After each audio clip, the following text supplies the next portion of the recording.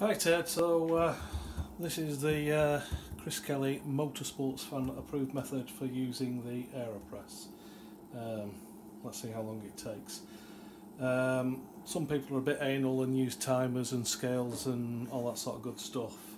I've got a methodology that I've refined and works for me. So first thing I will say is I do have a kettle that I can set a temperature other than 100 degrees.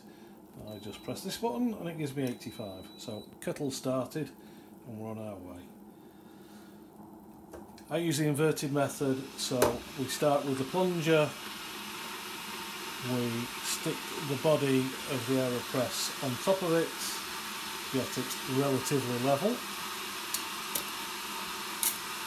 I've just ground up a fresh batch of coffee. I start from whole beans, so for me I do 2 scoops of what is a bottom scoop. I don't know if it'll show up on the camera, but it says each scoop is 7 grams. So I'm using approximately 15 grams of coffee to the mix. The other thing that I like to do is just to take the chill off my milk. So let me just get some milk.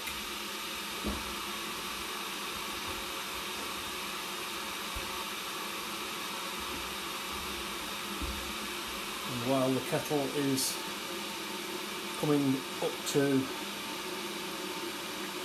just off the boil, I'll also take the chill off my milk.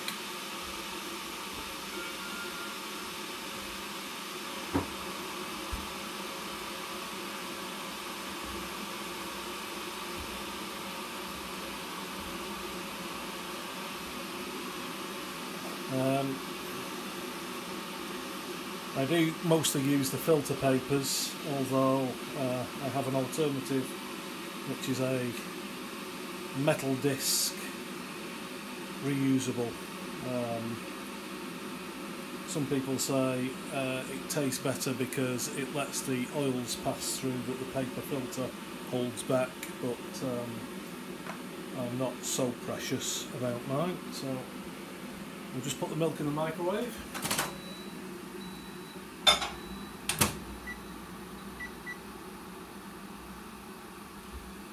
30 seconds to warm the milk, and while the milk's warming we'll start the coffee brewing. I usually fill just up to that moulding level that you can see, and use the supplied stirrer to agitate. Coffee grounds typically tend to float until they have become saturated, so I'll give it a little stir.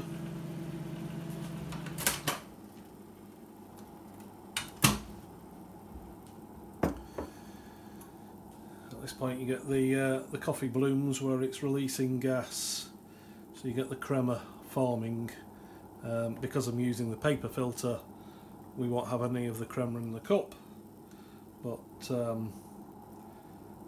as it's just gases suspended in coffee bubbles, I'm not sure it actually adds anything to the flavour. I'm sure coffee aficionados would disagree with me. I give it a moment. Typically I reckon that the coffee has had a full soak once the coffee grounds no longer float to the surface. So we're probably just about there. Brew time can affect the flavour of the coffee. If you over brew, it can become bitter. So that's probably about there for me. Dispose of that in the sink. Put the filter basket on with the filter in. And some people make a big show of this, but it's simply a nice steady tip it up over the mug. And then again, some people say you should take about 20 seconds to do the plunge. I just apply steady pressure and let it go. This is actually a good indication for whether you've got your grind right. If you find it really hard to push the plunger down, the grind is probably too fine. If the plunger just falls through to the bottom with no resistance, your grind is probably too coarse.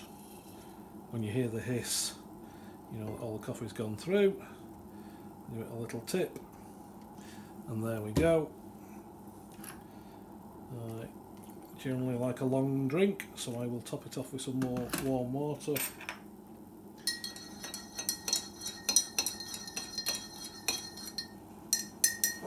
Job done. And for the clean up, if I just move my camera back and down a bit. The cleanup is really simple. Unscrew the filter basket, plunge, and that's the puck of the coffee now ejected. And to clean it, split rinse under the tap. Job done.